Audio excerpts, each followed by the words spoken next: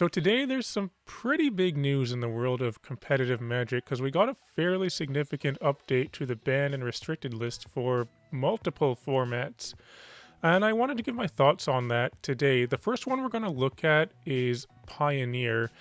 In general, all of these bans, I'm a fan of them, but we're going to start off with Pioneer here. The first card to be banned is Karn the Great Creator. Karn has kind of been a bit of a menace in the format. I feel like pretty much as long as the format has been a thing, or as long as Karn has been legal in the format, mainly it's in the mono-green Devotion deck, and they give some reasons for why the card was banned, and I agree with all of them here. But if you look at the card, it's kind of easy to see how it could get out of control, because right away it just shuts off artifacts in general just for your opponents. But then also it's such a huge toolbox card with the -2 here. It turns your sideboard into essentially a Karn board, so it gives you so many different options in different kinds of matchups for cards that you might specifically need, and it leads to some really weird combo things that you can do.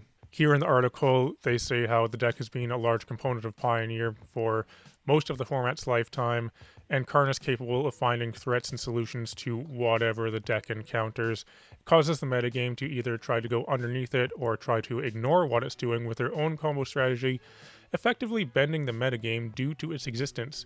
The consistency and strength of the deck also makes it very difficult for various types of fair mid-range strategies to exist.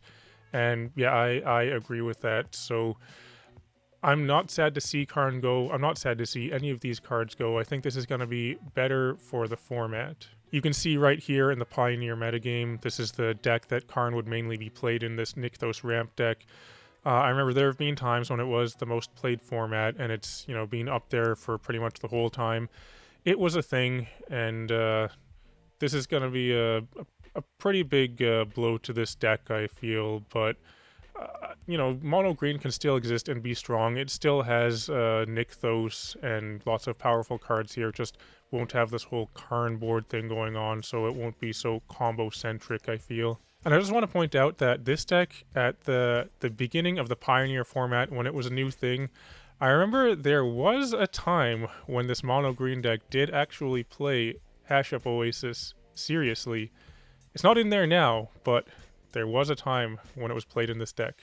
So the next card to be banned is this one right here, Geological Appraiser, a brand new card. This is a direct result of the new combo Discover deck that is kind of dominating Pioneer right now, that does some really busted stuff and wins on turn 3, but in the article, they go over that as well. They talk about how being able to win the game on the spot turn 3 with Geological Appraiser after creating a single treasure token puts a bit too much pressure on folks to be a good thing for the long-term health of the format. While it's not clear this is the strongest thing to do in Pioneer, without some form of interaction, players can lose the game as early as their own second turn. This doesn't meet our long-term vision for the format, where players can enjoy a variety of macro strategies before losing the game so early. If every deck must run 1 or 2 mana interaction spells, the format shrinks. For these reasons, Geological Appraiser is banned. And I'm not sad to see this one go either. I'm quite pleased, actually, that they banned this so quickly, because it is a brand new card, and a lot of the time when you see new cards come out and basically break formats, they can kind of tend to stick around for too long. It seems like Wizards will really drag their feet in banning these. I feel like this is probably because this is an uncommon. If this was a mythic, I feel like it probably would not be banned right now, because it's a card that would be selling the set, right? But fortunately in this case it is an uncommon, so they're able to ban it pretty much immediately. So I'm glad to see this taken care of fairly quickly.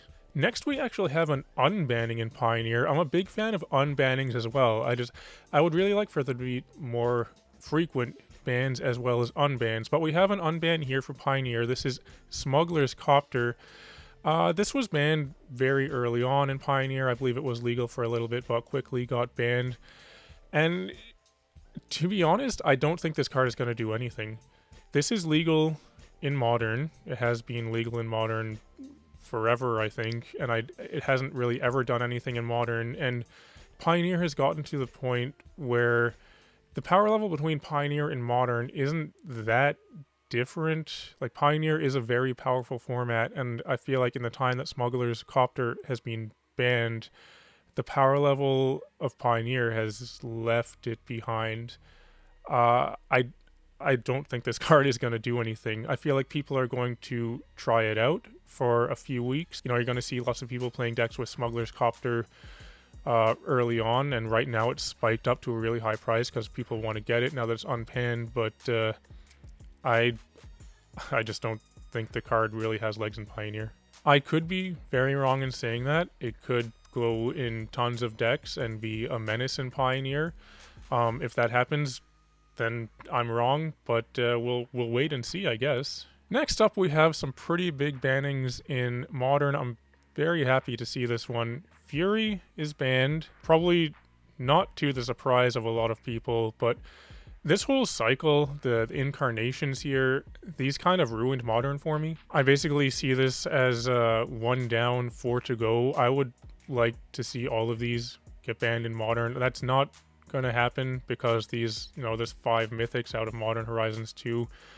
I feel like they're doing this now because, you know, Modern Horizons 2 has basically run its course already, and they're probably not selling a whole lot of boxes of it anymore. At least, you know, once you get up to the level of Wizards of the Coast, like, sure, stores are selling it, but I don't know if Wizards has that much more that they're providing to distributors. But this whole cycle is just being able to play cards as powerful as this for 0 mana.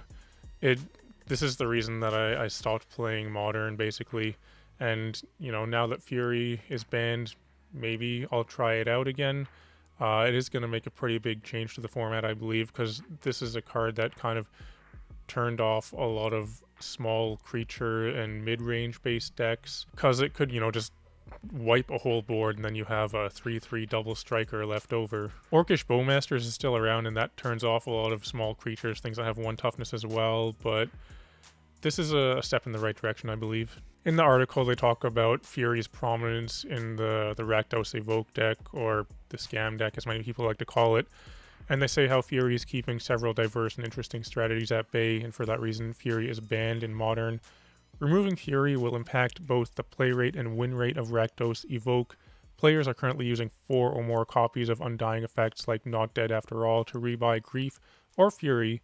Without Fury, the opportunity cost of playing so many Undying effects increases, reducing consistency in the deck and becoming a real cost to include, which I agree with. So I'm pretty interested to see you know, how this will affect the Modern metagame. There is another banning in Modern, though. Up the Beanstalk is also banned, and this is a fairly new card as well, but this is another one that I'm not sad to see go. And basically this would just get you kind of like unmatched card advantage. There's no really good way to answer this because, you know, you're going to end up at least 2 for 1-ing yourself because your opponent has already gotten so much advantage basically as soon as they play this. But they would play, you know, cards that cost 5 or more mana that they're not actually paying that much for, things like Fury, for example, and just draw so many cards off of this. In the article, they say it's rare for a player to pay anywhere close to 5 mana to cast the cards they're using with Up the Beanstalk. Removing Fury from the format will certainly impact the usage of Up the Beanstalk. We don't believe that will be enough. It's remarkably difficult to interact with a 2-mana enchantment profitably, as the card replaces itself immediately, with players often playing a free spell on the same turn, since they get such a great return on the deal. So I feel like this is a good ban as well. So for Up the Beanstalk, that was an uncommon. It was a pretty expensive uncommon, and I feel like that'll still be an expensive uncommon because it's really good in other formats as well. You know, it's a great commander card. Fury, though, that was a very expensive mythic, and you can see already the price of it is not doing so hot. But that would be expected because the main place this saw play was in Modern, and now with it being banned, you know, the price is going down a lot. I would expect to see this probably settle at less than $10 a piece. So, you know, if you need Furies for your commander deck or any other format, you know, you'll be able to get cheap Furies now, so that's something, right? And there is one more ban. This is in the Pauper format. Monastery Swiftspear is now banned. This one, I don't have a whole lot of thoughts on because I'm not so involved in the Pauper format. I don't really feel like it would be able to to give enough meaningful insight to go into a whole lot of discussion about it, but I can see how this one would make sense. There is a whole article here talking about just the banning of Monastery Swiftspear.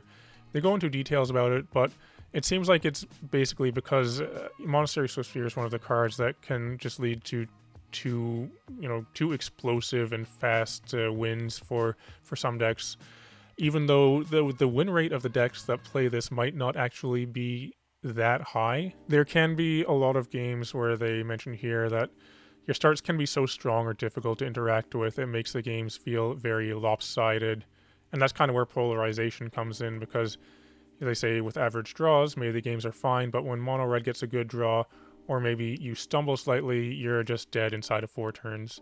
And that makes sense to me because Monastery Swiftspear is a very powerful card. It wasn't uncommon for a long time, but it got printed at common in Double Masters 2022, and it wasn't pauper, and yeah, this makes sense to me as well. So overall, as I said, I'm pretty happy with these bans. I'm pretty interested to see where this will lead, the formats in which the bans and unbans took place, and maybe I'll even try out some Modern again. Definitely let me know your thoughts in the comments below. I'd be interested to see what other people think about these bans and unbans, or unban, I should say.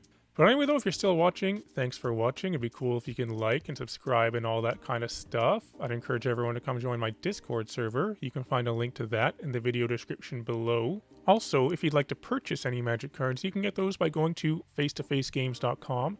They're the largest Magic store in Canada. They're also a sponsor of the channel.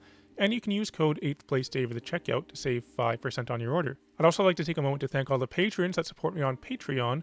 But otherwise, though, thanks for watching, and I'll talk to you later.